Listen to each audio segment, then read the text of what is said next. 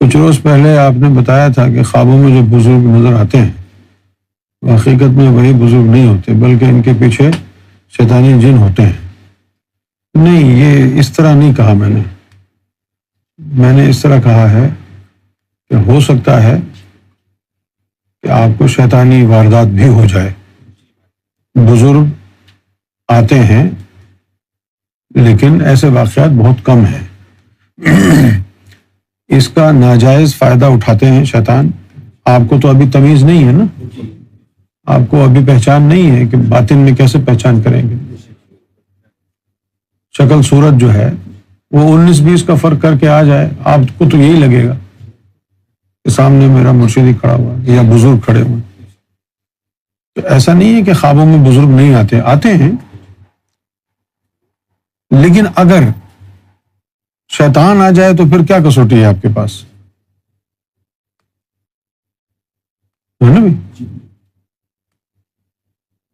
شیطان آ جائے تو کیا کسوٹی ہے؟ اب جیسے ایک واقعہ ہوا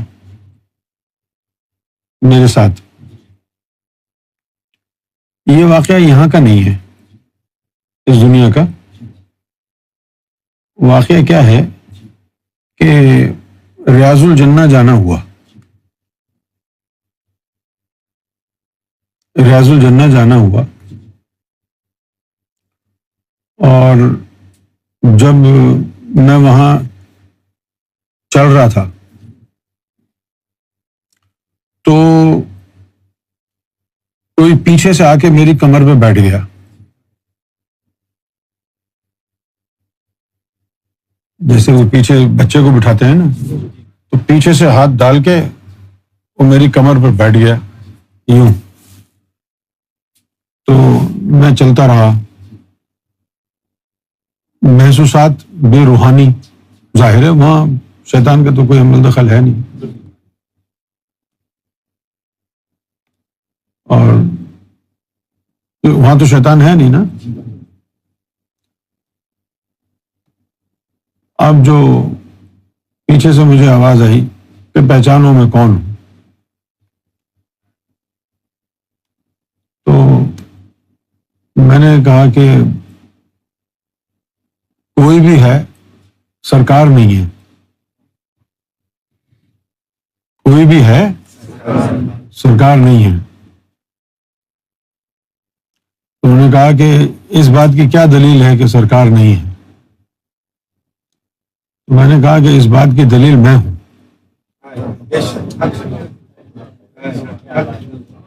کیونکہ سرکار میری کمر پہ آگے بیٹھیں گے نہیں، سرکار تو اندر ہیں۔ تو صورت دیکھنے سے گارنٹی نہیں ہوتی کہ صورت ویسی ہی ہے تو وہی ہوں گے۔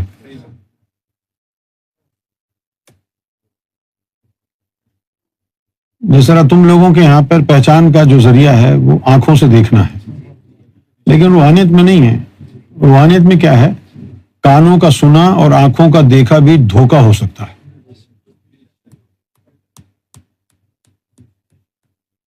سمجھے کیا کہا میں نے؟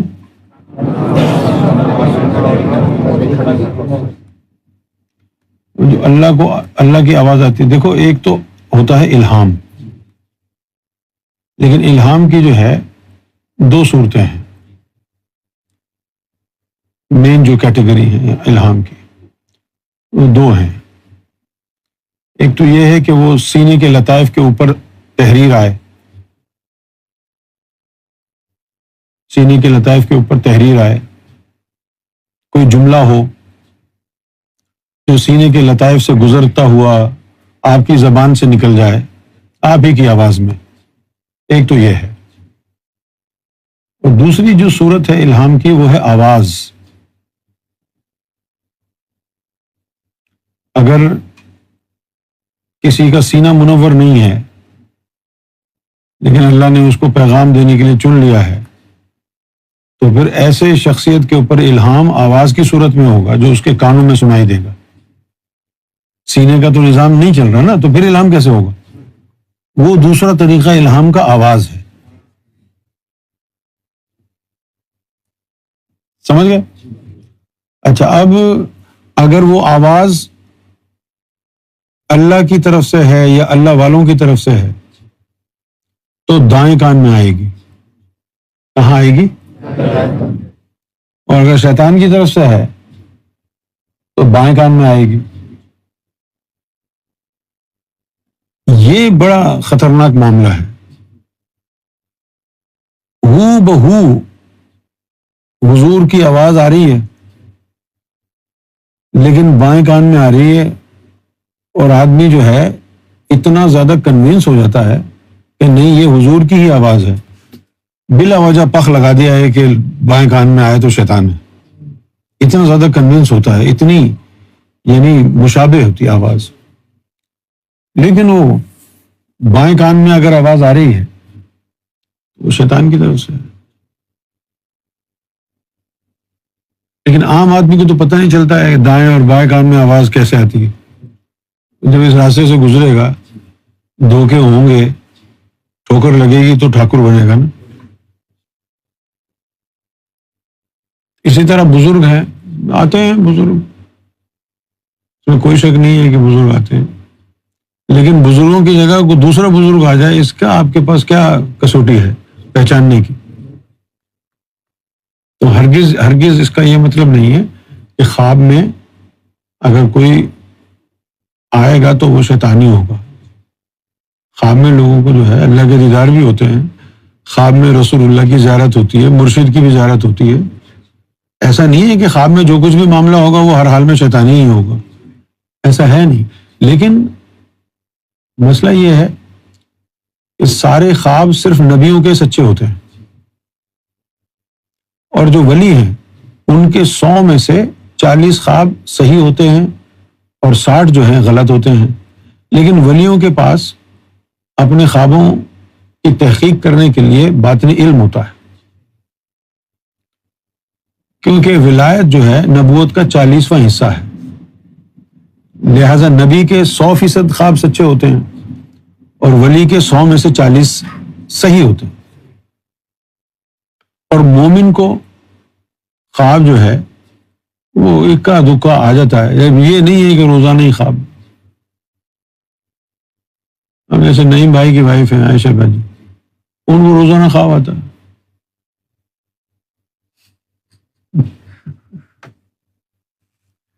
اب یہ ہو گیا، وہ ہو گیا. آپ کو میں ایک چھوٹی سی بات بتا دیتا ہوں. سرکار نے آپ لوگوں کی ہدایت کے لیے، آپ سے رابطے میں رہنے کے لیے اپنے نمائندے کو یہاں بٹھایا ہے. اب سرکار تمہارے خواب میں پیغام دینے کیوں جائیں گے؟ مجھے بتاؤ. بھائی رسکی معاملہ ہے نا، رسکی ہے نا بھائی، پتہ نہیں خواب میں. اچھا، اور ایک دفعہ اگر سرکار نے کوئی پیغام تمہیں خواب میں آ کے دے دیا، جیسے ہی ابلیس کو پتہ چلے گا کہ بھئی فلاں بزرگ جو ہے اس کے خواب میں آئے ہیں، وہ بندے کے وہ پیچھے پڑ جائے گا. اب ہر دوسرے دن خواب آئے گا، ہر دوسرے دن خواجہ صاحب آ جائیں گے، داتا صاحب آ جائیں گے، غوث پاک آ جائیں گے. اب آپ کو کیا آپ کے پاس کسوٹی کیا ہے، کیا پہچان ہے آپ کے پاس؟ لہذا خواب ہو یا کوئی واردات ہو، مرشد سے تصدیق کیے بغیر اس پہ یقین نہ کریں، کیونکہ آپ کے پاس آنکھیں نہیں ہیں نا.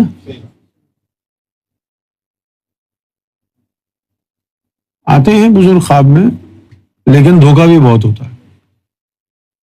اسی لیے دیکھو، کامل ممات والوں کے مزاروں سے بھی فیض ہو جاتا ہے، لیکن ترجیح اس بات کو دی جاتی ہے کہ مرشد ظاہر میں ہو، حیات ہو، تو پھر انسان جو ہے وہ زیادہ محفوظ ہے. کیونکہ ظاہر میں ہے تو جا کے پوچھ لیتا ہے کہ بھئی ایسا ہوا، ایسا ہوا، ایسا ہوا، تو وہ بتا دیتا ہے. اگر مرشد باطن میں ہو تو ابلیس بھی باطن میں موجود ہے. آپ کو کیا پہچاننے کہ مرشد آیا یا ابلیس آیا ہے؟ تو جن لوگوں کا مرشد باطن میں ہوتا ہے، ایک تو یہ ہے نا بھئی کہ سرکار اس وقت غیبت میں ہے، لیکن اس وقت غیبت میں ہے نا، تم لوگوں نے ذکر تو سرکار سے لیا، فیض و برکات تو ظاہری طور پر سرکار سے ہی لیے نا، تو اب غیبت میں جانے سے کوئی فرق نہیں پڑتا کیونکہ سرکار سے تو ملاقات ہو چکی ہے نا۔ لیکن کوئی بندہ ایسا ہو جس کا ظاہری طور پر کوئی مرشد ہی نہ ہو اور پھر خواب میں کوئی آ کر کے اسے بیعت کر لے، تو خواب میں آ کے بیعت کرنے سے بھی فیض تو ہو جائے گا، لیکن خواب میں فیض و برکات حاصل کرنا یعنی مسلم تو ہے، ثابت ہے، سینکڑوں واقعات ہیں، لیکن مشکل بڑا ہے کیونکہ مرشد بھی باطن میں ہے، شیطان بھی باطن میں۔ اب آپ کو پہچان نہیں ہے تو مارے گئے۔ ظاہر میں اگر مرشد ہے تو جا کے ہم پوچھ تو سکتا ہے بندہ، اب جس مرشد کا جو باطنی طور پر آتا ہے اس کے ٹھکانے کا ہی نہیں پتا تو کس کے جا کے آگے سر پھوڑو گے؟ کہاں جاؤ گے؟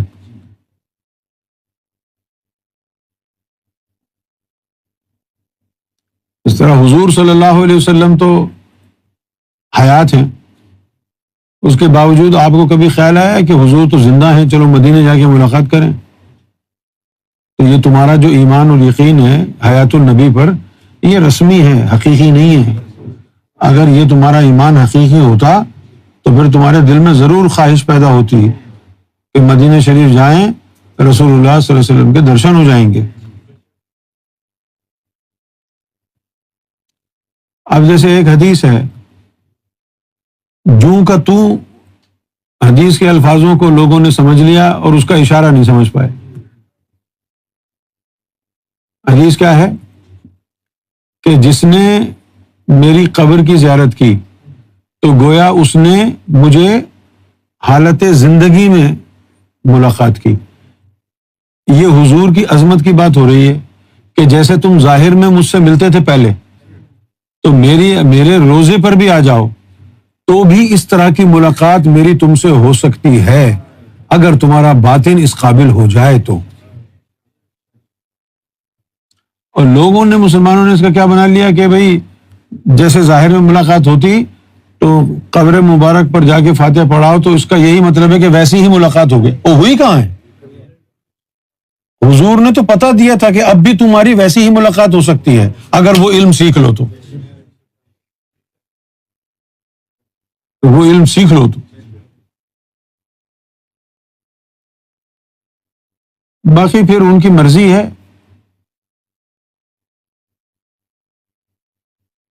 غوث پاک ہیں، رسول اللہ صلی اللہ علیہ وسلم ہیں، خواجہ غریب النواز، اس طرح کی جو ہستیاں ہیں، ان کی مرضی ہے کہ کوئی ناپاک بھی ہو اس کے بھی خواب میں آ جائے، کون روک سکتا ہے؟ ایسا ہوا بھی ہے۔ لیکن اگر آپ دیدار کی خواہش مند ہیں تو پورے تھرو پراپر چینل جانا پڑے گا، نفس پاک کرو، یہ پاک ہو۔ وہ اگر نوازنا چاہیں تو کسی بھی شخص کے خواب میں آ کے اپنا دیدار عطا فرما دیں، ذاکر قلبی ہو یا نہ ہو پھر بھی دیدار دے دیں، ان کی مرضی ہے نا بھائی، ان کی مرضی پر منحصر ہے۔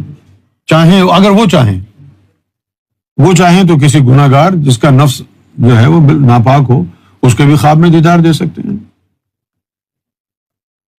لیکن ان کا معمول نہیں ہے یہ۔ اور اس دور میں کون ہوگا ان کا ایسا چہیتا کہ جس کو ناپاکی کی وجہ سے بھی اس کو خواب میں دیدار دیں گے؟ اگر کوئی چہیتا ہوتا تو امام مہدی کے دربار میں آ جاتا نا۔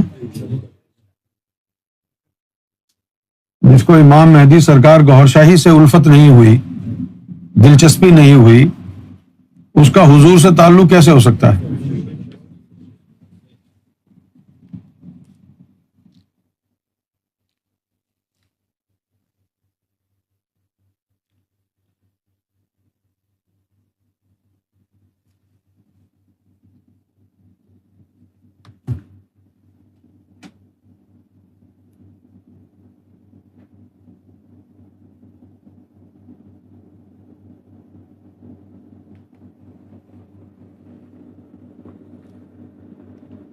کبھی مولا علی کے روپ میں، کبھی۔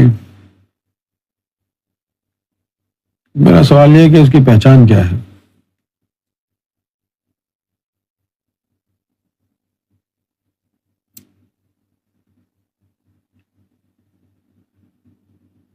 ویسے تو اس کی پہچان آپ کے پاس علم باطن ہے، علم باطن ہو تو پہچان ہوگی.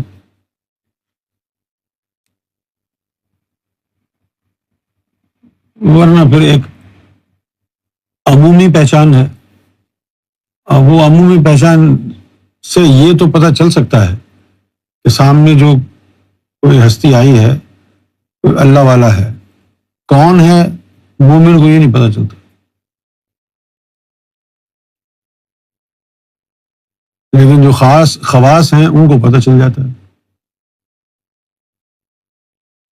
جیسے اب ہمیں اگر کوئی خواب میں ملنے آئے تو یہ قانون ہے کہ ہمارے جو موکلات ہیں وہ اعلان کرتے ہیں کہ فلاں آ رہا ہے. وہ اعلان کرتے ہیں کہ فلاں آ رہا ہے، تو ان کے آنے سے پہلے ہم کو پتہ چل جاتا ہے کہ وہ آ رہے ہیں. صحیح. اچھا، اس کے بعد جو ہے پھر یہ جو قلب ہے، ہر ولی کی جو ولایت ہے اس کا ایک دائرہ ہوتا ہے.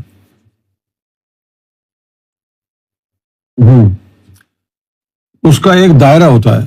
جیسے اب یہ بلب ہے نا، جل رہا ہے نا، تو اس کی روشنی نکل نکل کر کے جا رہی ہے. ابھی ایک بلب لگا دو پورے محلہ تو روشن نہیں ہوگا نا.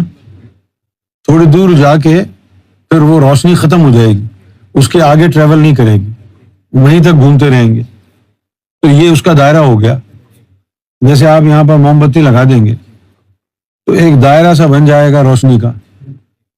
اس کا مطلب ہے کہ وہ اس کی لمٹ ہے، اس سے آگے نہیں جائے گی. اسی طرح ولی ہوتے ہیں، ان کے بھی دل کا ایک دائرہ ہوتا ہے. کسی کا دائرہ 100 میٹر کا، کسی کا دائرہ 500 میٹر کا، کسی کا دائرہ کتنا، کسی کا کتنا. جیسے جیسے دائرے میں وہ قریب آتا ہے ذکر تیز ہونے لگتا ہے. سمجھ گئے آپ؟ اب کیا ہوتا ہے، اگر تو ذاکر قلبی ہے، مومن ہے، تو تیرے دل میں نور ہے، اور اس جگہ کوئی ولی ہے، اس ولی کے دل کے درمیان دائرہ ہے. مومن کے دل کے اطراف میں دائرہ نہیں ہے. ٹھیک ہے؟ تو جب ولی کی قریب تو جائے گا تو تیرے قلب کو ولی کا دائرہ اپنے اندر گھسیٹ لے گا. سمجھ گئے؟ تو اگر اس کے دائرے میں تیرا دل چلا گیا تو وہ سمجھ جائے گا مومن ہے. اور اگر تو بھی ولی ہے وہ بھی ولی ہے تو پھر دائرے آپس میں غباروں کی طرح ٹکرائیں گے، ایک دوسرے کے اندر نہیں گھسیں گے. سمجھ گئے؟ یوں یوں ٹکرائیں گے. جب وہ یوں یوں ٹکرائیں گے نا، اس سے پھر بجلی جو ہے نا، جو اوپر سے آسمان سے بجلی کیا کرتی ہے، ہاں، اسی طرح پھر اس سے چنگاری نکلے گی. وہ چنگاری جو ہے وہ تجلی کے جیسے ہوتی. وہ تو پہچان لیتے ہیں جو اہل ولایت ہوتے ہیں. اب عام آدمی کے لیے کیا ہے، مومن کے لیے اگر اس کے خواب میں کوئی بزرگ آ گیا تو اس کی پہچان کے لیے ایک چیز ہوتی ہے، یا تو وہ ذکر اللہ ہو رہا ہوگا، یا درود شریف پڑھا جا رہا ہوگا، ہے نا، یا قرآن شریف کی تلاوت ہو رہی ہوگی، اور یہ بیک گراؤنڈ میں ذکر اللہ، ذکر رسول، تلاوت قرآن ہو رہی ہے. اس دوران کوئی ہستی نمودار ہوتی ہے تو پھر وہ حق ہے. یہ اس بات کا ثبوت ہے کہ وہ کوئی من جانب اللہ ہستی ہے. یہ تو مومن پہچان سکتا ہے کہ کوئی جو آنے والا ہے وہ ولی ہے، اللہ کی طرف سے ہے. لیکن وہ کون ہے، اس کا مرتبہ کیا ہے، یہ اس کو پتہ نہیں چل سکتا. مومن کو پتہ نہیں چل سکتا. لیکن اگر ولی ہیں دونوں کے اوپر تجلی گر رہی ہے نا، وہ تجلی سکڑ کے موٹی ہو جاتی ہے. کیا ہو جاتی؟ اس طرح اب اگر یہاں پر رسول اللہ صلی اللہ علیہ وسلم نے فرمایا کہ 40 مومن اگر ایک جگہ بیٹھ جائیں تو ایک ولی کی طاقت رکھتے ہیں. کتنے؟ 40 مومن. ان مومنوں کے دلوں میں نور ہوتا ہے نا, تو وہ نور پھر ان 40 مومنوں کے دلوں میں گھومتا ہے. اب یہاں اگر 40 مومن بیٹھا ہے تو کیا ہوگا؟ وہ 40 کے 40 مومن جو ہیں, ہر بندے کا دل کا نور دوسرے, اس کا تیسرے, چوتھے, سب میں یوں گھومے گا. اسی لیے رسول اللہ نے باجماعت نماز کو متعارف کرایا کہ جب یہ مومنین باجماعت اکٹھے نماز پڑھیں گے تو ان سب کا نور اکٹھا, 500 بندہ بیٹھا ہوا ہے مومن, تو ہر آدمی کے دل میں اتنا نور جائے گا جو 500 کا اجتماعی ہے. اس لیے پھر جو ہے باجماعت نماز کی ویلیو بہت بڑھ گئی. لیکن باجماعت نماز کا فائدہ انہیں کو ہوتا ہے نا جن کی نماز ہوتی ہے, حاضری قلب ہے. اور جن کی حاضری قلب نہیں ہے, وہ 1000 بندہ نماز مسجد میں پڑھ رہا ہے, پھر بھی سارے چور کے چور ہیں. اکیلے ذکر کرنے میں اور ہلکا ذکر بنا کے ذکر کرنے میں یہی جو ہے وہ یعنی بات کار فرما ہے کہ اگر 100 آدمی بیٹھ کے ذکر کر رہے ہیں تو 100 دلوں کا نور ہر دل سے جائے گا. 40 لوگ بیٹھ کے ذکر کر رہے ہیں تو 40 دلوں کا نور ہر ایک دل سے گزرے گا. تو کتنا فائدہ ہوا نا. اکیلے نماز پڑھنے سے بہتر ہے کہ باجماعت نماز پڑھے. اکیلا ذکر کرنے سے بہتر ہے کہ ہلکا ذکر بنا کے ذکر کرے.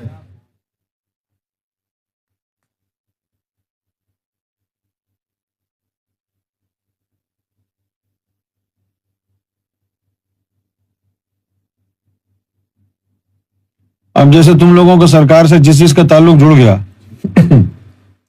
تو وہ بندہ جب چلتا ہے تو مرشد کا جو چہرہ ہے وہ اس کے ساتھ ساتھ رہتا ہے, تمہیں نظر آئے نہ آئے. جو ولی اگر تمہیں کوئی دیکھے گا تو اس کو سرکار کا چہرہ تمہارے ساتھ نظر آئے گا, جس کی وجہ سے وہ سمجھ جائے گا یہ سرکار کا پیروکار ہے. یا کوئی غوث پاک کا مرید ہوتا تھا تو غوث پاک کا چہرہ اس کے ساتھ ساتھ ہوتا تھا. یا کوئی مولا علی کا عاشق ہوتا تھا تو مولا علی کا چہرہ اس کے ساتھ ساتھ ہوتا. تو سامنے والے کو دیکھ کے پتہ چل جاتا تھا نا کہ اچھا یہ مولا علی کا چاہنے والا ہے, یہ مولا حسین کا ہے, یہ غوث پاک کا ہے, یہ لال شہباز قلندر کا. کیونکہ مرشد کا چہرہ ساتھ ہوتا ہے, وہ تمہاری پہچان ہے. جب تو نماز پڑھنے جائے گا تب بھی وہ مرشد کا چہرہ تیرے ساتھ ہوگا. اور اگر تیرے دل کے اندر نور اتنا نہ بھی ہوا اور دل اس قابل نہیں ہے کہ اوپر لے جائے نماز کو, مرشد کا چہرہ لے جائے گا نا. در مرشد دا خانہ کعبہ جتھے عاشق سجدہ کر دے ہو, دو زلفاں وچ نین مسلے جتھے 4 مذہب آ رہے.